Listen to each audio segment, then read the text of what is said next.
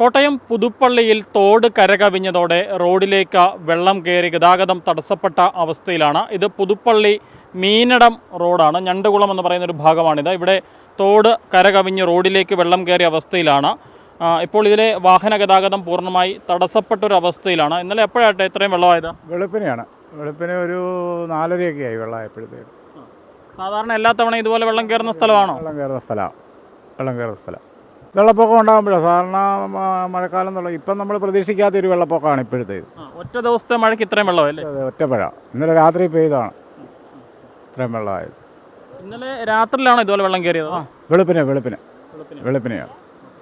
ഇന്ന് രാവിലെ ഇവിടെ ഒരു കാറ്, ഒരു വൈദികന്റെ വാഹനം ഈ വെള്ളക്കെട്ടിന് നടുവിൽ കുടുങ്ങിപ്പോകുന്നൊരവസ്ഥ ഉണ്ടായിരുന്നു. റെയിൽവേ സ്റ്റേഷനിൽ പോയ കോട്ടയത്തിന് അവിടെ ആളെ ഇറക്കിയിട്ട് അങ്ങോട്ട് പോയപ്പോൾ വെള്ളമില്ല. പാച്ചന ആ കണക്കൂട്ടിലാണ് വന്നേ. പക്ഷെ അന്നേരം ഇങ്ങോട്ട് വന്നപ്പോഴത്തേന് വെള്ളമായിപ്പോയി. അവിടെ വന്നപ്പോൾ വണ്ടി നിന്നുപോയി. പിന്നെ അച്ഛൻ അവിടെ നിർത്തി വണ്ടി. ഇവിടെ നിലവിൽ വെള്ളത്തിന്റെ അളവിൽ ഒരു ചെറിയ കുറവ് വന്നിട്ടുണ്ടല്ലേ? വെള്ളം കുറഞ്ഞു. 1 അടിയോ 1.5 അടിയോളം താന്നു വെള്ളം. 1.5 അടി വെള്ളം താന്നിട്ടുണ്ട്. ഒരു 2 മണിക്കൂറുകൂടെ മഴ പെയ്യാതെ നിൽക്കുകയാണെങ്കിൽ താഴും. അല്ലെങ്കിൽ ഇന്ന് പുലർച്ചെയൊക്കെ അരയോളം വെള്ളം, അതിന് മുകളിൽ വെള്ളം ഉണ്ടായിരുന്നു. അരയറ്റം വെള്ളം ഉണ്ടായിരുന്നു. അപ്പോൾ ഇത് കോട്ടയം ജില്ലയിലെ പുതുപ്പള്ളി മീനടം റോഡാണ് എനിക്ക് പിന്നിലായി ഈ കാണുന്നത്. ഇതുവഴിയുള്ള വാഹന ഗതാഗതം രാവിലെ പൂർണ്ണമായി തടസ്സപ്പെട്ട ഒരവസ്ഥയിലായിരുന്നു. ഇപ്പോൾ വെള്ളത്തിൻ്റെ അളവ് അല്പം കുറഞ്ഞിട്ടുണ്ട് എന്നുള്ളതാണ് പ്രദേശവാസികളൊക്കെ പറയുന്നത്. ഇന്ന് രാവിലെ ഈ വെള്ളക്കെട്ടിന് നടുവിൽ ഒരു കാറ് കുടുങ്ങിപ്പോകുന്ന അവസ്ഥയും ഉണ്ടായിരുന്നു. ഇപ്പോൾ ഒരു വാഹനം ഇതുവഴി കടന്നു പോകാൻ ശ്രമിക്കുന്നുണ്ട്. വെള്ളത്തിൻ്റെ അളവ് കുറഞ്ഞിട്ടുണ്ട്. അതുകൊണ്ട് വാഹനങ്ങൾ ഈ സാഹചര്യത്തിൽ കടന്നു പോകുമെന്നാണ് പ്രതീക്ഷിക്കുന്നത്.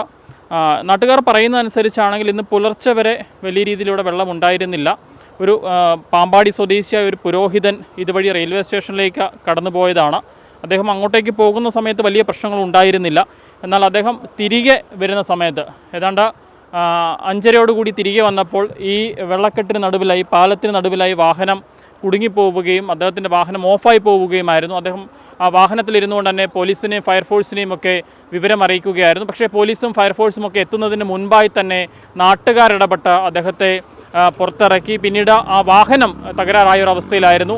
അല്പസമയങ്ങൾക്ക് മുൻപ് ക്രെയിൻ എത്തിയാണ് ആ വാഹനം ഈ റോഡിന് നടുവിൽ നിന്ന്, വെള്ളത്തിൽ നിന്ന് വലിച്ച് മാറ്റിയത്. ഇവിടെ എല്ലാ വർഷവും ഇങ്ങനെ വെള്ളം കയറുന്ന സ്ഥലമല്ലേ? എല്ലാ വർഷവും കയറുന്ന സ്ഥലം. ഇന്ന് പുലർച്ചെയാണ് ഇത്രയും വെള്ളമായത്? അത് അറിയത്തില്ല, ഇന്നായിരിക്കും. നമ്മൾ അതെ കുഞ്ഞുമായിട്ട് കാണാൻ വന്ന. അപ്പോൾ എന്താണെങ്കിലും ഈ പ്രദേശത്തുള്ള ആളുകൾ ഈ വെള്ളക്കെട്ട് ഉണ്ടായില്ലെങ്കിൽ റോഡിലേക്ക് വെള്ളം കയറിയെന്ന് അറിഞ്ഞുകൊണ്ട് ഇവിടേക്ക് ആളുകൾ എത്തുന്നൊരു സാഹചര്യം കൂടിയുണ്ട്.